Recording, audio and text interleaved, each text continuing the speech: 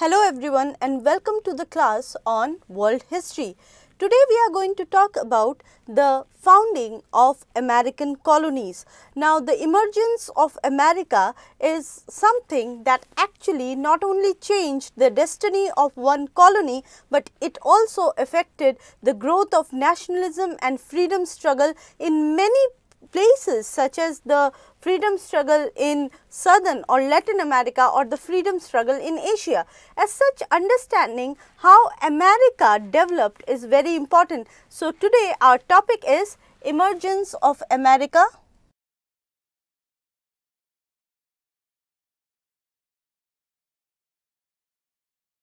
Remember, I am not calling it USA. United States of America came and formed only after America or the eastern coast of America attained freedom from British colonialists.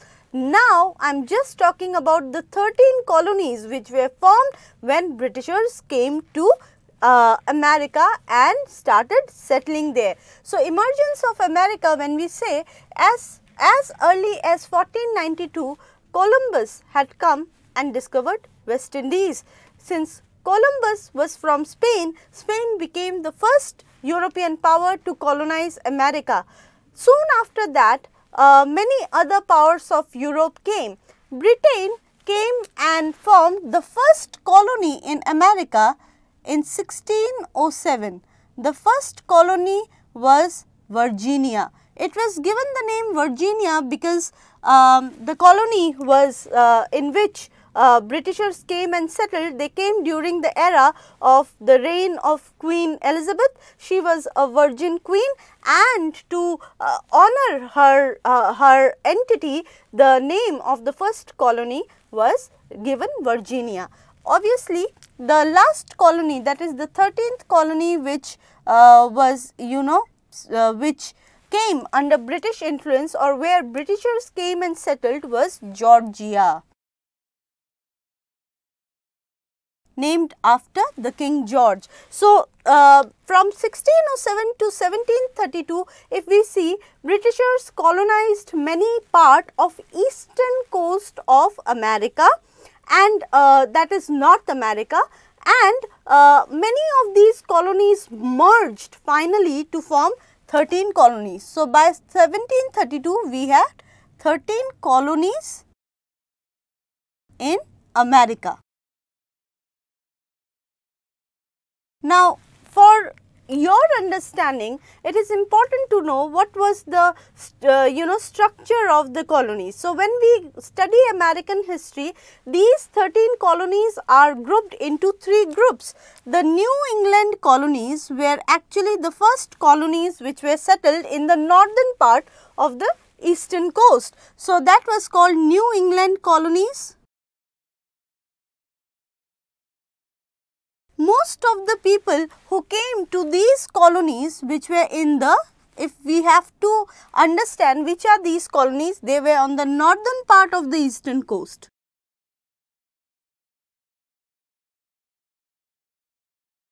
So, if you check in the map, they are in the northern part of the eastern coast of current,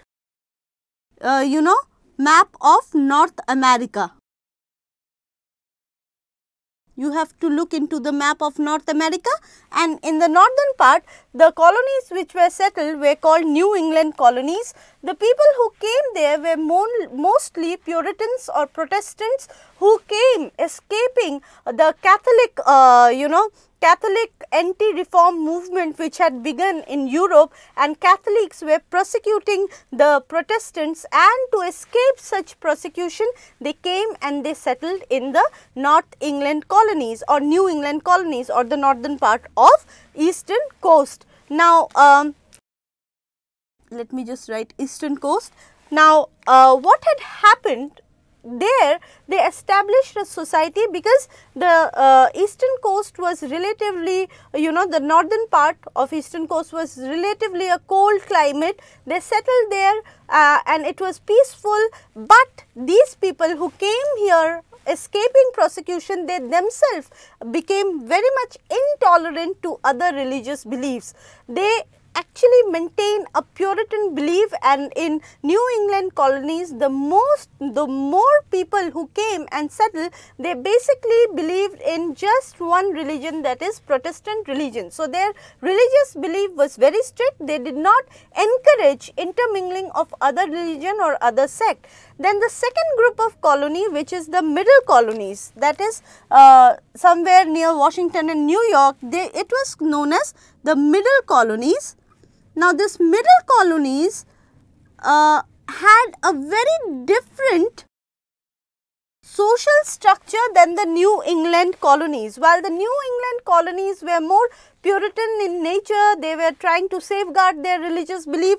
New England colony was more cosmopolitan. Here we saw that people from various countries of Europe came and settled, and it was a flourishing place for trade and fishing and shipbuilding and dockyards. And in the middle colonies, you see that a whole composite culture developed. In fact, in middle colonies, you will also find that the people were more tolerant towards other religion. You not only find the Protestants and Puritans, but you also find Catholics, Roman Catholics coming and settling there along with other religious sects of Christianity. So, there in middle colonies, you find a composite culture.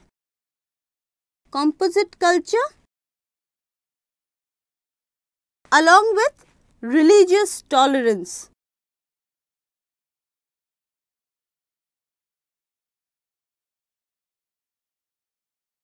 Obviously, they also had warmer climate, and the middle colonies were the main the foundation, they laid the foundation of agriculture, and cash crop became the most important agri product of middle colonies. Then there were southern colonies.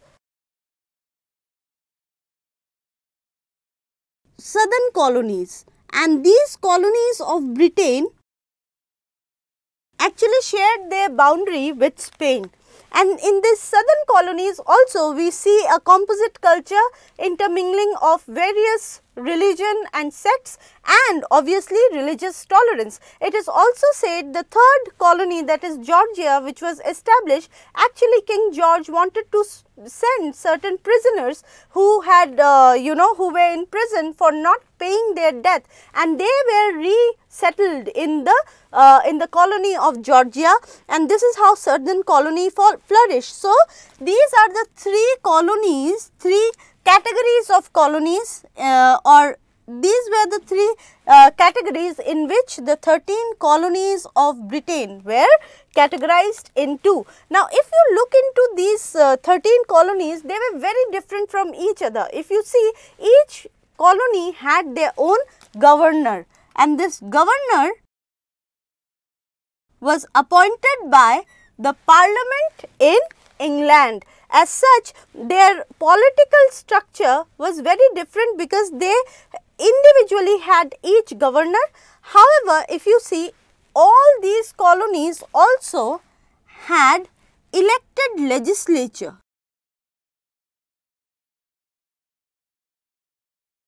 To assist the governor. So, if you look into the cultural history of these 13 colonies, they developed as individual separate entities, but later on, because of certain cultural and political changes, they came together and they formed one complete whole, especially when you see the the first Congress of all these colonies who came together, and the representatives of 13 colonies came together and decided that they wanted to start a movement against the taxation, heavy taxation of Britain. So, what had happened along with this individual political entity that they were, because each colony had their own separate governor and laws were made for each colony, there were certain similarities as well.